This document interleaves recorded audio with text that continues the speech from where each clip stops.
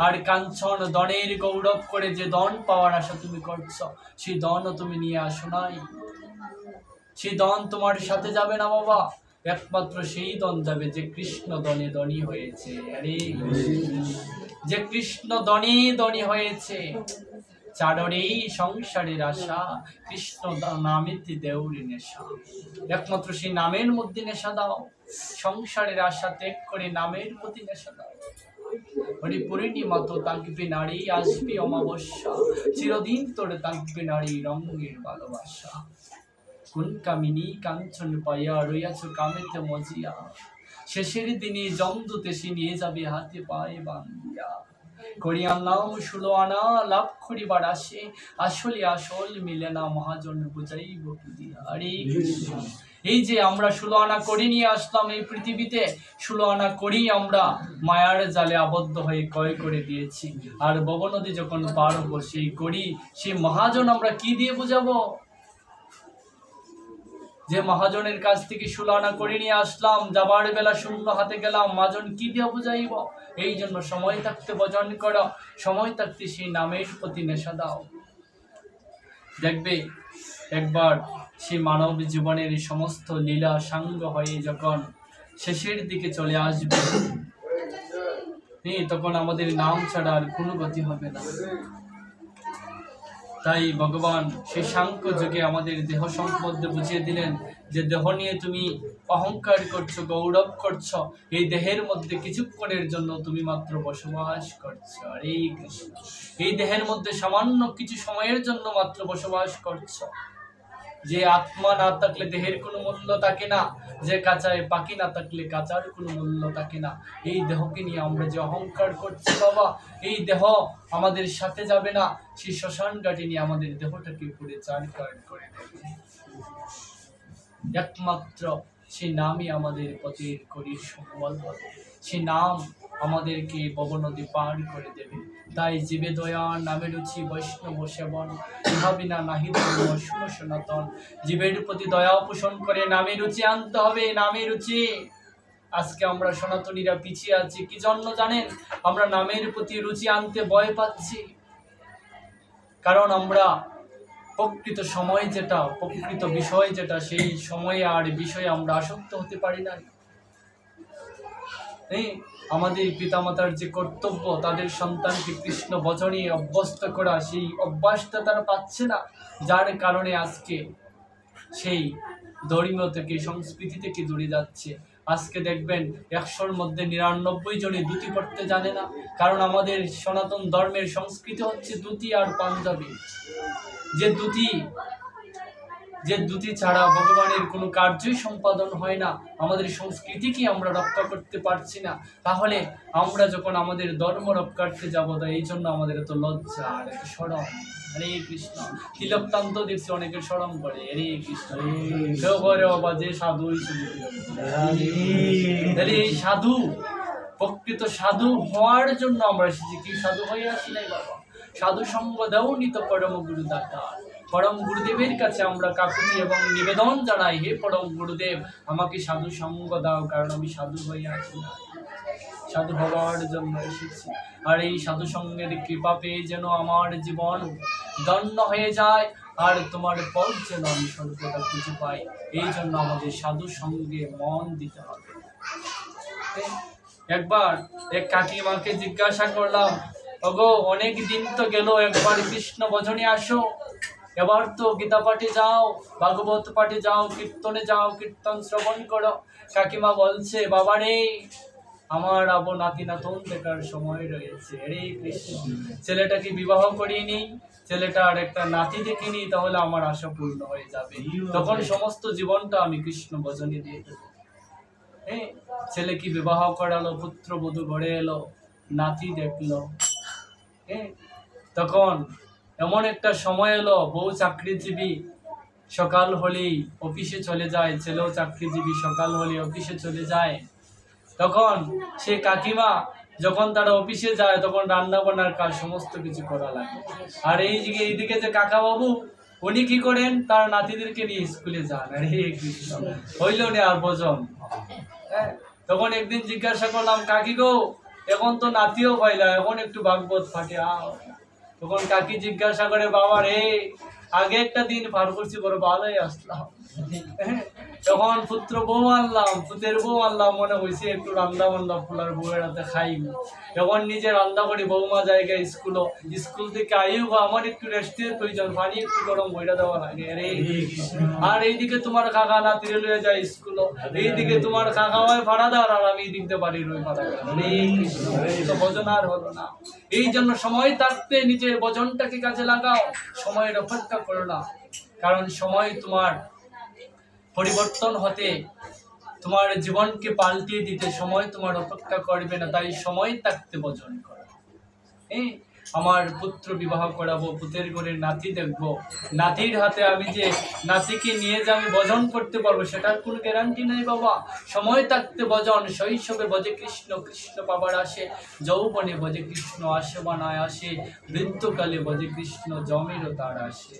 আমরা যে বৃদ্ধকালটাকে রেখে দিচ্ছি কৃষ্ণ ভজনের জন্য, তখন যমদূতে তাড়া করবে, এক পা চলে যাবে শ্মশানে আর এক পা থাকবে মর্তের মধ্যে, তখন তুমি কিভাবে ভগবানের ভজন করবে? তোমার নিজের চলারই তো গ্যারান্টি নাই। একটা না বসে থাকতে পারি না বাবারে, আমার কোমরের ব্যথা বৃদ্ধ বয়সে, তখন কৃষ্ণ ভজন কিভাবে করবে? সময় থাকতে ভজন করো। এই জন্য প্রত্যেক মায়েদের চরণে অনুরোধ, প্রত্যেক বাবাদের চরণে অনুরোধ, আপনাদের সন্তানকে সুশিক্ষায় শিক্ষিত করুন। মনে রাখবেন, ইঞ্জিনিয়ার, ডাক্তার, পাইলট বানানোই হলোই তাকে সুশিক্ষায় শিক্ষিত বলে না। একজন যদি ডিগ্রি অর্জন করে, অনার্স কমপ্লিট করে, তাকে শিক্ষিত বলে না যদি তার হৃদয়ে কৃষ্ণ প্রেমের শিক্ষায় শিক্ষিত না হয়। আপনার ছেলে তখনই শিক্ষিত হবে যে সমস্ত জ্ঞানের দ্বারা, সমস্ত আচরণের দ্বারা কৃষ্ণ ভজন তথা নিজের জীবনটাকে কৃষ্ণ সাধনায় কাজে লাগাবে। হরে কৃষ্ণ। তথাপি সেই শিক্ষা যদি আপনি না দেন, তাহলে আপনার সন্তানও বড় হয়ে আপনাকে সেই শিক্ষায় শিক্ষিত করবে না। আপনার সন্তানকে কৃষ্ণ ভজন করছেন না, যার কারণে আজকে বিভিন্ন দেশ, এমনকি নিজ দেশও বৃদ্ধাশ্রম অধিকতর থেকে অধিকতর বেড়েই যাচ্ছে। বৃদ্ধ হলে মা বাবার কোনো মূল্য থাকে না। কি জন্য? এই যে সময়ে তুমি তাকে সুশিক্ষা দাও নাই। এই কারণে আমরা সনাতনীরা অনেক পিছিয়ে আছি বাবা। এক জায়গায় গিয়েছিলাম প্রবচনে, যাওয়ার পরে এই গৃহের মধ্যে দেখি এক মা সন্ধ্যার সময় হইল, তখন সন্ধ্যার সময় মায়েরা কি করেন গো? সন্ধ্যা আরতি করুন। সেই সময়টা হচ্ছে ভজনের সময়।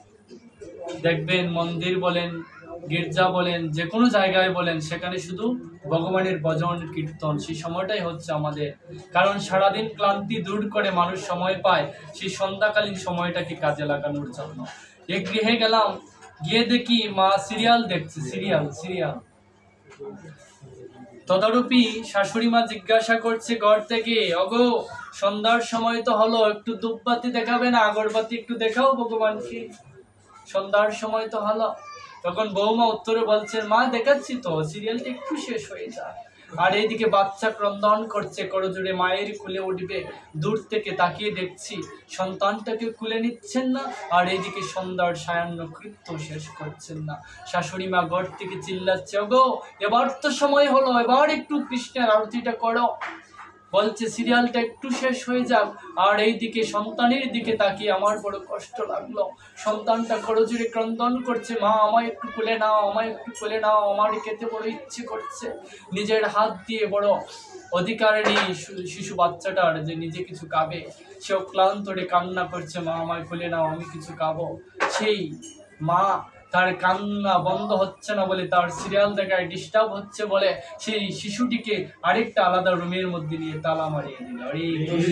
তবে সে সিরিয়াল দেখবে। সেই রকম মা বাবা যেন সতর্ক হয়ে যাবেন সেই কাহিনীগুলা থেকে, সেই চিত্রগুলা হৃদয়ে ধারণ করে। সেইভাবে যখন নিজের সন্তানকে বড় করে তুলবে, সন্তানও বড় হয়ে বলবে, আমাকে তুমি কান্না করেছিলাম, কাঁদতে দেও নাই, তালা মেরে রেখেছো রুমে, এবার তুমি বৃদ্ধাশ্রমে যাও। সময় তোমাকে পাল্টিয়ে দেবে। এই জন্য সময় থাকতে সন্তানদেরকে সুশিক্ষায় সুশিক্ষিত করো। দেখবে বৃদ্ধ হলে সেই সন্তান তোমায়, সে যদি কৃষ্ণ ভক্ত হয়, ভিক্ষা করেও যদি সে খায়, কখনো সে মা বাবাকে টকিয়ে খাবে না, সেটা নিশ্চিত থাকবে। সে ভিক্ষা করে হলো মা বাবার মুখে সে ভোজন তুলে দেবে, মা বাবার মুখে সে খাদ্য তুলে দেবে, যদি সে কৃষ্ণ ভক্ত হয়। এই জন্য প্রত্যেক মা বাবার দায়িত্ব কর্তব্য হচ্ছে নিজের সন্তানকে কৃষ্ণ ভাবনায় মতো করা। আর প্রত্যেক সন্তানদেরও দায়িত্ব হচ্ছে নিজের মা বাবা যখন বৃদ্ধ হবে তাদের দায়িত্ব বহন করা। এই জায়গায় যদি কোনো সন্তান থেকে থাকেন যে মা বাবাকে কষ্ট দিচ্ছেন, আজকের পাঠ থেকে হলো বুঝে যান যে আর কোনোদিন যেন মা বাবাকে কষ্ট না দিই।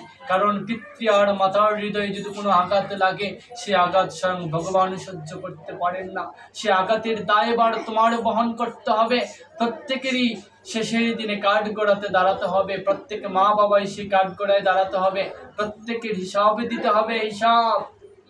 প্রত্যেক মা বাবাকে জিজ্ঞাসা করা হবে, তুমি মানব জন্মে তোমার সন্তানদেরকে কৃষ্ণ ভজনের জন্য কতটুকু দায়িত্ব পালন করেছ।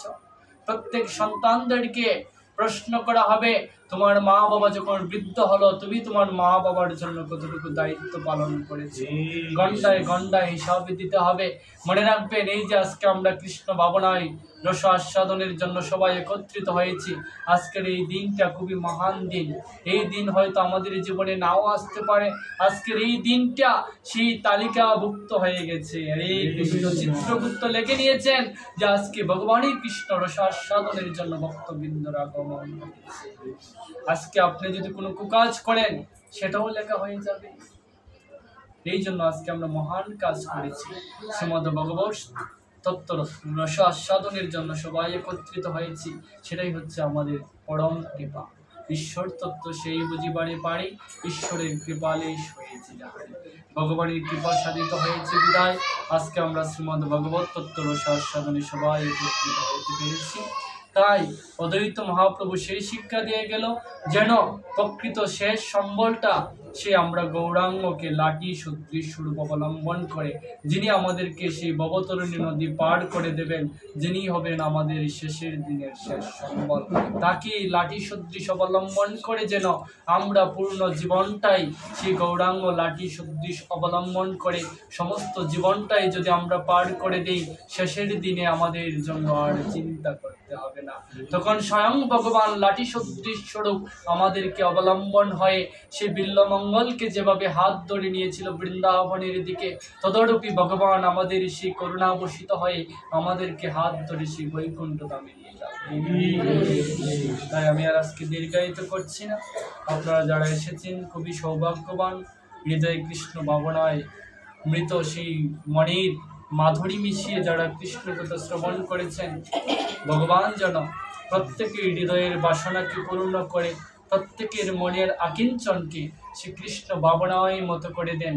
ভগবান যেন তার করুণার দ্বারা, ভগবান হচ্ছেন করুণাময়, ঈশ্বর পরম কৃষ্ণ সচ্চিদানন্দ বিগ্রহ অনাদিরাদি গোবিন্দ সর্বকারণ কারণম, যিনি সমস্ত কারণের কারণ, যিনি সমস্ত উপলব্ধির উপলব্ধি, যিনি সমস্ত জীবের মধ্যে স্বয়ং ভগবান রূপে স্বয়ং ভগবান হয়ে এই সমস্ত জীবকে যিনি চালনা করেন, আর যার কার্যের মধ্যে আজকে আমরা সবাই উপবিষ্ট হয়েছি। ভগবান যেন সুহৃদয় সুকরুণার হৃদয়ে তাকিয়ে সমস্ত জীবের মঙ্গল করে। সেই মঙ্গলার্থে আজকে শ্রীমদ্ ভগবদ্গীতা পাঠ বিশ্রাম।